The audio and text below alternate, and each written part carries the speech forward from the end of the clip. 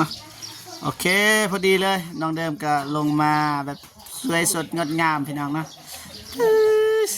สินงามค่อยๆเด้อเจ็บปุ๊บเฮ้ยไปจะเย็บเอาไปฮอดหรือบ่ฮอดค่ะเบิ่งน้ำกันเนาะ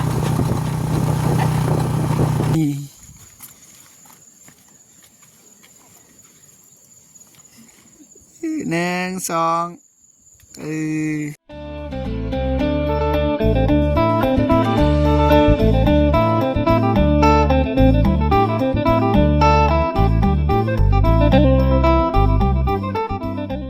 กับทักทายสบายดีและสวัสดีเด้อพ่อแม่พี่น้องเบิดสู่คู่สู่คนเนาะทางในลาวและก็ต่างประเทศเนาะก็ยินดีต้อนรับเข้าสู่ซองเบาเจ็บคือเก่าพี่น้องเนาะมื้อนี้ก็มาตามคำสัญญาที่ให้ไว้กับน้องเดิมพี่น้องเนาะเพราะว่าเขาเคยสัญญาว่ามื้อใดน้องเดิมจะกลับบ้านแม่นเบาเจ็บสิไปส่งน้องเดิมพี่น้องเนาะมื้อนี้ก็มาตามคำสัญญาพี่น้องเนาะมื้อนี้ก็น้องเดิมสิกลับบ้านแล้วพี่น้องเนาะเบาเจ็บก็อาสาไปส่งตั้งแต่มื้อนั้นอะไรพี่น้องเนาะเบาเจ็บก็ว่าสิไปส่งน้องเดิมพี่น้องเนาะมื้อนี้ก็ฮอดเวลาแล้วน้องเดิมสิกลับบ้านเนาะมาพักผ่อนก่อนจักทิศนึงน้องเพิ่นว่าเนาะแล้วก็สิเมื่อเว้าเรื่องห้องน้ำห้องในพี่น้องเนาะว่าสิเฮ็ดบันไดพี่น้องเนาะก็เฮาสิเว้ากันเลยพี่น้องเนาะมีแต่ว่าตอนนี้เบาเจ็บก็สิมาส่งน้องเดิมนะพี่น้องเนาะให้ฝากติดตามรับชมเป็นกำลังใจให้เด้อพ่อแม่พี่น้องเนาะโอเคมีแต่ว่าเตรียมพร้อมน้องเดิมเตรียมแล้วก็สิกลับบ้านเลยพี่น้องเนาะไปกับพี่สาวของน้องเดิมเนาะพี่สาวของน้องเดิมก็สิเมื่อนำน้องเดิมคือกันพี่น้องเนาะโอเคมีแต่ว่ารอรุ่นเบิ่งนำกันว่าสิเป็นอะไรการเดินทางในครั้งนี้ว่าสิไปฮอดหรือบ่ฮอดก็เบิ่งนำกันพี่น้องเนาะไปโอเคพี่น้องเนาะโอเคพอดีเลยน้องเดิมก็ลงมาแบบสวยสดงดงามพี่น้องเนาะสินงามเนาะทักทายสบายดีกล่องเพื่อนแน่สบายดีเด้อไอ้เจ็บสบายดีเด้อพ่อแม่พี่น้องเบิดสมูสุคนคุณยายใจบุญทุกทานสบายดีFC พังไทยพังลาวต่างประเทศหรืออยู่ในบ้านก็สบายดีเบิดสมูสุคนเด้อสบายดียินดีตอนหับซองไอ้เจ็บชาแนลเบาจิบชาแนลไปเตรียมพร้อมหรือเปล่าไปใช้นี่เมื่อบานแล้วพี่น้องเนาะลาละบ่ลาเบิดละบ่ลาเบิดแล้วเพิ่นว่าน้องเดิมเพิ่นว่าลาเบิดแล้วน้องเดิมสิกลับก่อนเด้อสบายดีเด้อพาน้องเดิมกลับแล้วพาน้องเดิมกลับแล้วขึ้นฮอดน้องเดิมบ่สบายดีแม่เฒ่ายังอยู่เฮือนเนาะนี่เอื้อก็สิกลับบ่นี่ไปนำบาทนี่ไปน้องเดิมใส่เครื่องของกันเห็นไหมใส่กระตาก็ได้นี่ใส่กระตาจับกระเป๋าคอยนี่นางเอกกลับบ้านแล้วพี่น้องเอ้ยไปขึ้นฮอดก็ไปยามได้พี่น้องเนาะอยู่บ้านอาลีงเมืองท่าแต่งแขวงเซกองบ่ไกลนะย่างไปก็แต่ว่าน้องณย่างได้พี่น้องคนอื่นย่างบ่ได้พี่น้องไป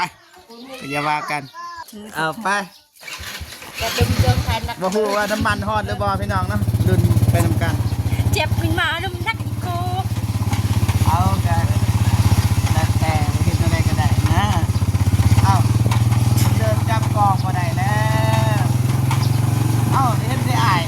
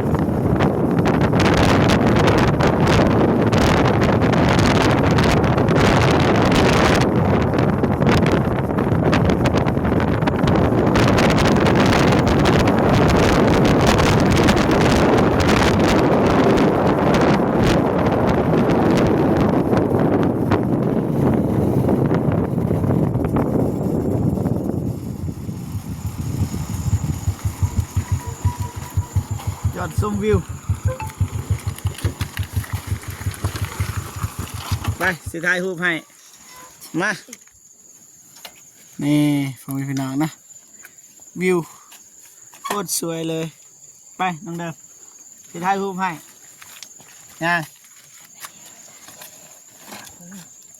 ย่างก่อนรถไปนี่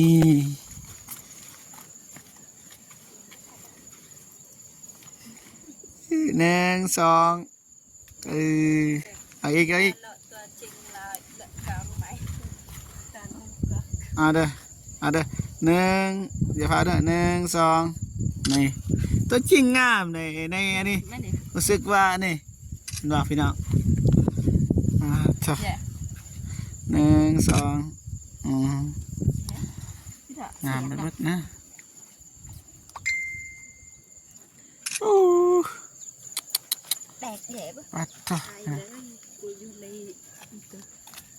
เข้านี่พี่สาวน้องเดิม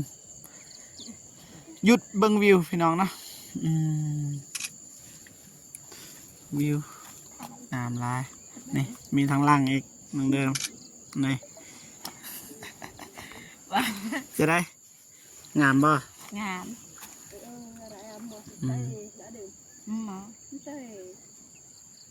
họ cân pung cổ hả? Ở đây bên hải. Cho đây. Tổ hà đây một lệnh bọ. สบายดีสบายดี Tổ hẳn là chứ. สบายดี นบก่อนทางกี้นี่เนี่ยอย่าพากันพากันขึ้นนิกเอาหัวขึ้นนี่โอเคได้นะเป็นไก่เนี่ยบอกแน่ว่านี่ดินไผ่ กระจำแต่นี่ฮอดบ้านนอกประมาณจักหลักบ่โหว่าจักลักยังไกลบ่ประมาณหาหลักป่าซอนจักป่าบ่อนี่พี่น้องย่างเลยย่างส้มวิวเป็นไก่มักทอดเด่นเขาสดินเขาจะเหยียบได้มาส้มวิวส่วนมักทอดเด่นเขาคงลองเดิมบ่มี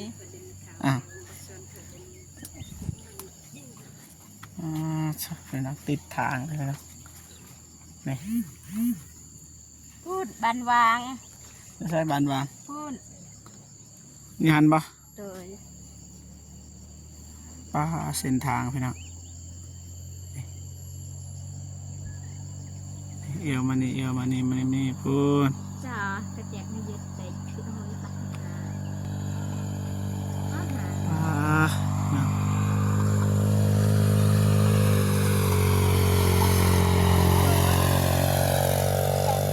เอาไว้ปัดไปกลับก่อนพี่น้องนะโอเคไป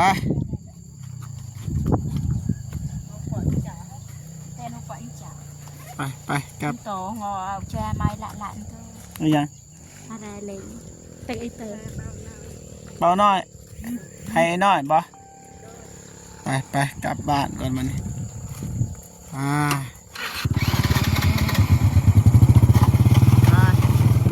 ไปต่อพี่น้อง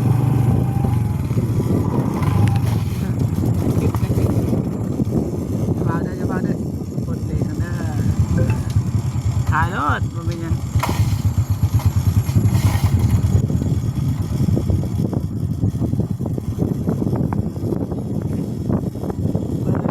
เปิดเลย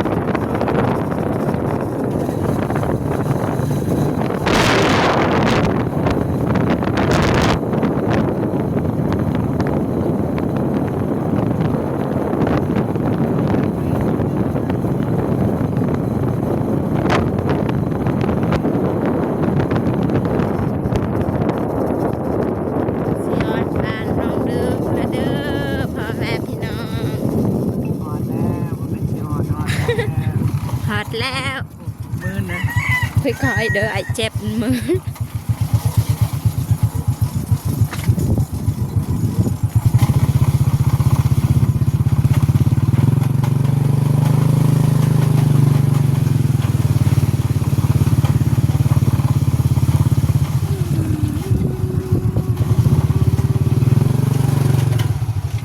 บัดมาต้องดื่มเลย ปะ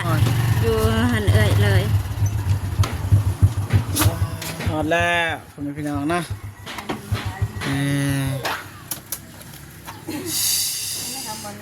หอดแล้ว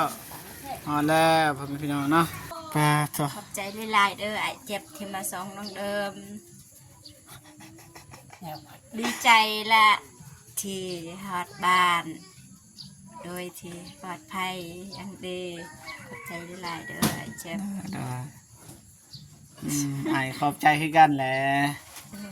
ขอบใจยินดีมาส่งเพราะว่าเขาเคยสัญญากับน้องเดิม เยี่ยม แล้ว แต่ทองวายจนแขวแหง ใส่สินบ่ฮู้ว่าสินผู้ใด สินแม่พิมพ์ สินแม่พิมพ์ โดยเสื้อแม่พิมพ์อยู่ไหน โอ้เดี๋ยวลองแกะบ้างเต็มสุดเลยลองแกะบ้างนี่อ๋อเสือนี่บ่ทันเห็นเลยปื้อนี่กันใส่อันนี้ตอนขึ้นเฮือนนี่งามนี่นี่เบิ่งเด้อเบิ่งเด้อสิถ่ายคลิปเด้อสิถ่ายรูปแบบนี่กุลสตรียืนแบบนี้มาเด้อหนึ่งสองมาเด้อหนึ่งสองโอเคได้แล้วอ่ะจบคลิปให้อายเนี่ยจบคลิป เป็นคลิปนี้ก็ขอจบเพียงเท่านี้เนาะพ่อแม่พี่น้องทุกคนทั้งFC เมื่อบ้านกำลังออกเมื่อบ้านแต่ทั้งวัยหอดบ้านน้องเดิมแล้วคอยผู้ใหญ่ใจบุญทุกทานทั้ง FC ทุกคนอยู่ดีไม่แห้งอย่าเจ็บอย่าจนให้ล้ำๆรวยๆให้เฮงๆปังๆให้เบียกเฮ็ดเบียกการงานอันใดก็คอยประสบผลความสำเร็จให้อายุของมันคนยืนนอนไก่ได้เงินหมื่นตื่นไก่ได้เงินแสนไปที่ใดไก่ไปฮอดจอดถึงมีคนหักคนน้อมปรารถนาสิ่งใดไก่ได้สิ่งนั้นเด้อดังสมดังปรารถนาสาธุอาเจ็บไก่สุขภาพแข็งแรงคือกันเด้อ นะฮะ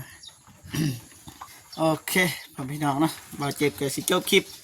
เนาะเพราะว่ามาส่งน้องเดิมเป็นทีมห้อยนะจะได้ก็ขอบคุณขอบคุณเนาะผู้ใหญ่ใจดีและ FC ทุกท่านที่เข้ามาให้กำลังใจ